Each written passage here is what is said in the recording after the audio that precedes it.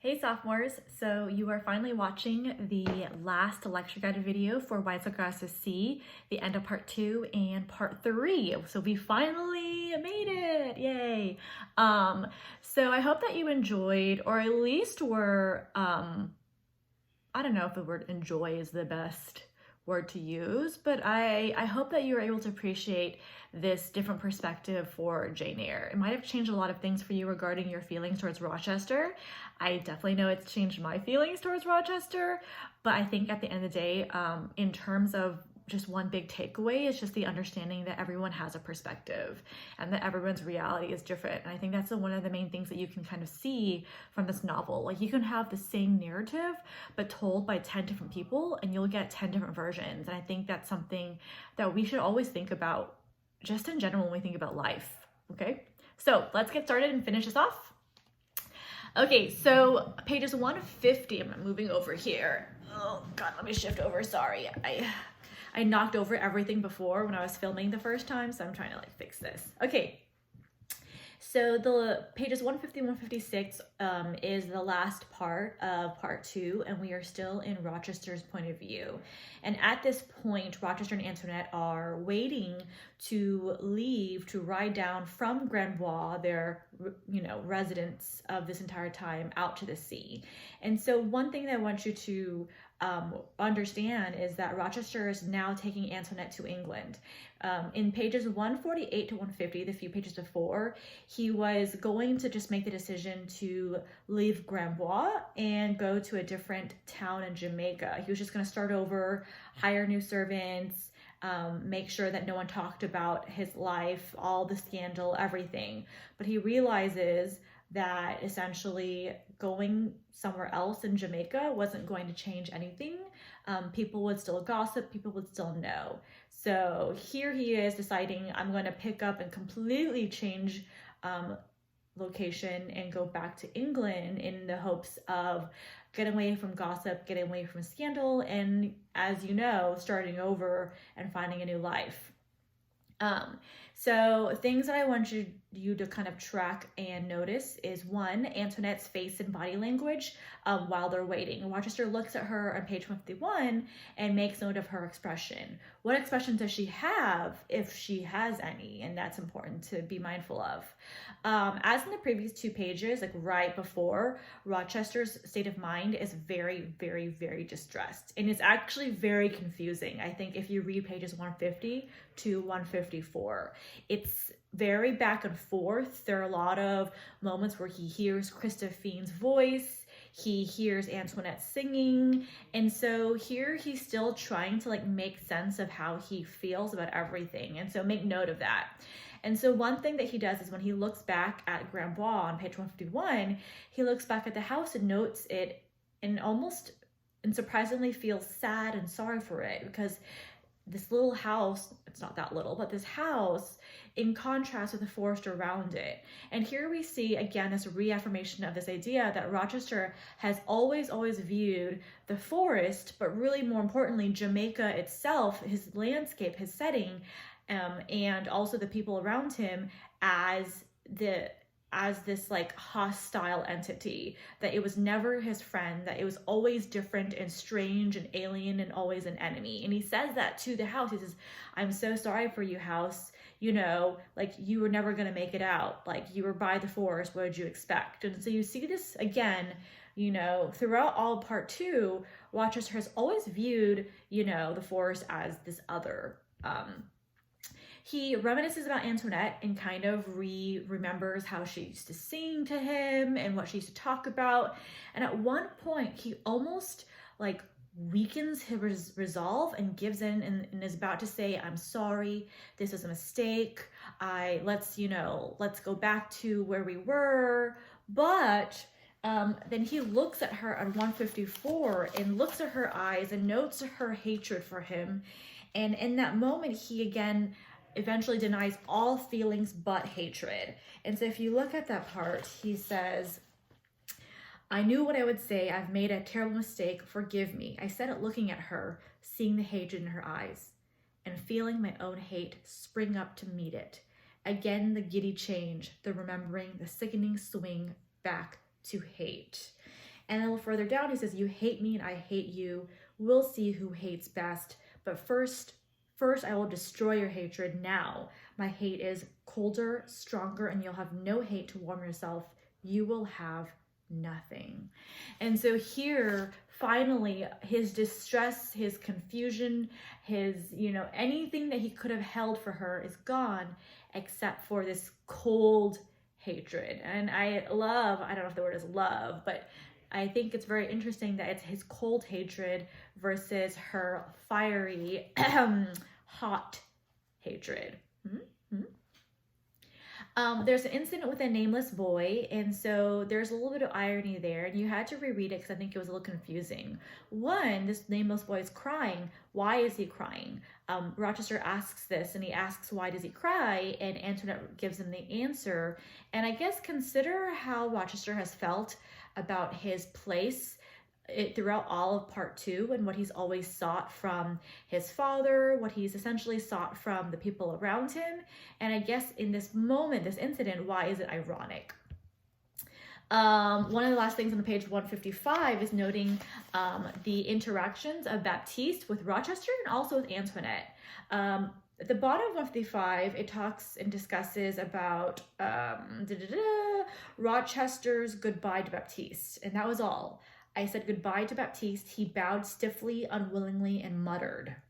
He hoped, I am sure, that he'd never set eyes on me again. She had mounted, and he went over to her. When she stretched her hand out, he took it, and still holding it, spoke to her very earnestly. So look at that juxtaposition, that contrast of Baptiste's goodbye to Antoinette versus Baptiste's goodbye to Rochester, and also Antoinette's kind of interaction as well, her response. And the very last page is really just like that final nail in the coffin in terms of Rochester's feelings towards her and Jamaica.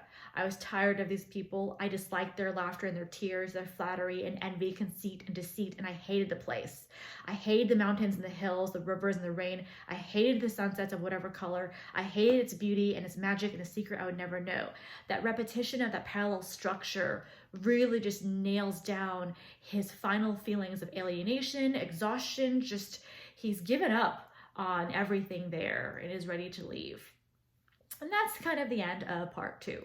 So part 3 begins, moving around, to a shift in perspective, and now we have Grace Poole's point of view. Now we're seeing more characters we're familiar with in Jane Eyre, and Grace Poole was, of course, Bertha's kind of caretaker, but I would really call her a jailer because that's what she was. Her perspective is different. It's not first person point of view, but rather third person point of view. And the way that Grace Poole's brought in, and the way that her perspective is brought in, it's in her speech when she's talking to Leah. And it's actually her gossiping to Leah, which of course is ironic because I just talked about how Rochester wanted to leave Jamaica because he wanted to leave the gossip, but he just goes back to gossip. He doesn't really ever escape it. He's still there. It still follows him. As a side note, Mrs. F is Mrs. Fairfax. And so she says, the next day Mrs. F wanted to see me and she complained about gossip. And so you see that that's Mrs. Fairfax. And Mrs. Fairfax provides another quick point of view of Rochester. Mrs. Fairfax on page 160 says that I knew him as a boy, I knew him as a young man. He was gentle, generous, and brave. And I think this is interesting because I don't know, would you use those words generous, gentle, and brave for Rochester? Having read all of White Sargasso Sea so far, would you say that? So again, considering people's perspectives and point of views, it always shifts no matter who you're talking to, right? Like it really just depends on who you're talking to and how that narrative might shift, because I don't think any other character would have described Rochester in this novel as generous, brave, and gentle. And so we learn, of course, and if you had never read Jane Eyre before, which all of you have, we learn, of course, that Antoinette is being held against her will and essentially taken care of by Grace Poole. So 161 is back to Antoinette's point of view. And if you read her thoughts, you really note the effect of her state of mind at this point. She's very much clearly disoriented and confused because all she's able to do is observe. She observes Grace Poole, she observes the fire, she asks all these questions, but she can't actually make the connection. It's just observation, observation, question, question, question, but she isn't able to answer it. She can't make any deeper connections beyond that. And that really, really, of course, helps us better see her state of mind at this time. And so she's at one point very much fascinated by the fire. There's lines where she talks about the paper shrivels, the sticks crackle and spit, the coal smolders and glowers, and the end flames shoot up and they are beautiful. And so she has this fascination. And think about, I guess, what you remember of her history, her childhood. Why would she be fascinated by the fire now, considering her childhood? But also knowing her very, very near future of her future actions. Why else is the fire fascination important, right? There are two ends of the spectrum. There's her childhood events and also this idea of foreshadowing to what she's going to do later on. And then, of course, she observes Grace sitting at her table, counting money, holding a gold piece and smiling, and also drinking from this bottle. And then Antoinette also tries this colorless liquid and spits it out. And again, this is a nod back to Jane Eyre, because remember that Grace Poole, the reason why Bertha got out at night all those times is because Grace Poole drank alcohol and would get drunk and probably fall asleep, and Bertha was able to escape. So this is kind of a nod to that in terms of like all these little details are just kind of tying in together, if that makes sense. So pages 161, 163 are really more about Jane's thoughts and kind of her surroundings. And she starts to hallucinate a lot, often at this point. And on 162, when she's looking at the tapestry, she sees her mother. So I hope you know that's not her mother actually there. It's not an actual picture of her mother. It's just she's seeing her mother in a tapestry. And in that same paragraph, she talks about how names matter. That quote is very purposeful. Names matter. Like when he wouldn't call me Antoinette, and I saw Antoinette drifting out of the window with her scents. And of course, always had to have the dogs barking at some point. Thanks, dogs, thanks. Sorry, this is the last time you'll hear them, at least for the White Circle SSC video lectures. Okay, anyways. So just kind of relook at that paragraph. I'll also read the paragraph where she talks about the looking glass again, and just consider how it connects to what we know about Antoinette and how she feels about her identity, or how she views her identity. And also maybe how it connects to her concern about her name, because she talks about how names matter, and when he wouldn't call her Antoinette, what did that mean for her? At the bottom of 162 to 163, the narration shifts, or at least the time sequence shifts, because she actually starts to narrate about when she was back on the ship to England. And so again, we're seeing this confusion because her sense of time is warped. I mean, have days passed? Have weeks passed? Have months? Have minutes passed? Are we in the past, or are we in the future, or the present? It's all very much kind of, confusing. And then she describes the house often like a cardboard. And to just pull a passage from part 1 where Antoinette describes her surroundings, and then compare it to how she describes the house. And what do you notice about what's different or the same? And also don't think too hard. What color is cardboard, right? So, okay, so 163 to 166, we are for sure really starting to see parallel events that coincide with Jane Eyre now. And that's, of course, in chapter 20, or chapter 17, 18, 19, when Rochester invites all of those lords and ladies, like Blanche Ingram, Amy Eshton, and he invites them all over to his house. And that night, or one of the nights, of course, there, Richard Mason visits, and of course Bertha attacks him.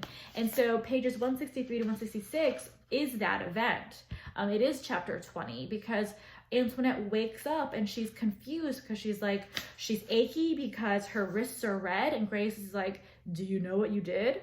And so we're seeing those parallel events. We're seeing that Antoinette really had no idea what happened and what she did. And also there's a mention on 163 of during one of Antoinette's forays out in the house, she sees a girl with a white dress. And so the girl with the white dress, I wouldn't say there's a right or wrong answer. I think if you read multiple summary websites and literary criticisms. Some people would argue that it's Jane Eyre kind of that she sees. Some other people may argue that it's, you know, just another female guest like Amy Ashton or Blanche Ingram. Regardless though, this moment in general, these pages are reflective of chapter 20, 21, 20 essentially. I gotta double check, of Jane Eyre. And there's also a part where Bertha, Antoinette, so I'm gonna keep calling her Antoinette because she is Antoinette in the end, but she asks about her red dress. Did you hide my red dress? And go back and read the description of the red dress and how she views it, what it reminds her of. Why is it so important to her? Why is this red dress so important to Antoinette in this time? And then in the next couple of pages, 166 to 168, when she talks about the red dress, she then mentions that the dress, the color red, was the color that she wore when Sandy came to see her for the last time. So in this moment, we learn that all of the rumors regarding her and Sandy are true, that they were very much true, and that it goes even further than that, that it wasn't just that she had a previous relationship with Sandy, like that she was maybe married to him or that they were together at one point. It's the fact that on page 167, Sandy often came to see me when that man was away, and when I went out driving, I would meet him. What is the implication behind that line? Sandy often came to see me when that man was away, and when I went out driving, I would meet him. And so that tells us that she was seeing Sandy up until the point that she left for England.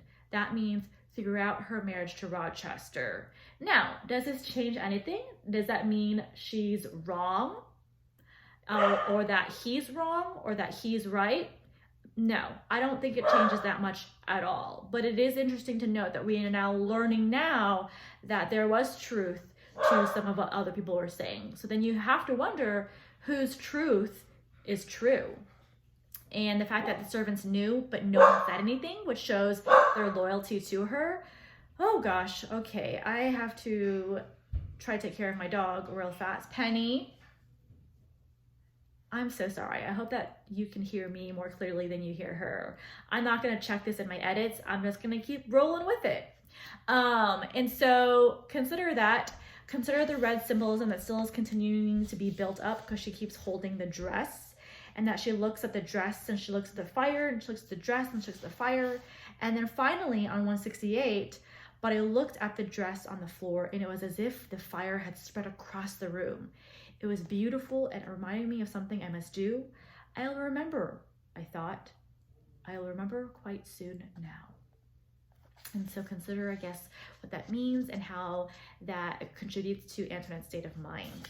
And we now move into the last couple of pages, which is like so Inception. I think this whole novel is essentially Inception sometimes. But there's one line I want to point out before we talk about the Inception part, is that on page 169, she makes a mention of gold. She hears a clock ticking and is made of gold. Gold is the idol they worship. What do you think she means by that? What does that line mean to you? Gold is the idol they worship. And who are they? Who worships gold in this novel? And so consider this another thematic tie-in and kind of what that means. And then finally, on page 168 to 171, like, this was a dream. That was the third time I had my dream and it ended. I know now the flight of steps.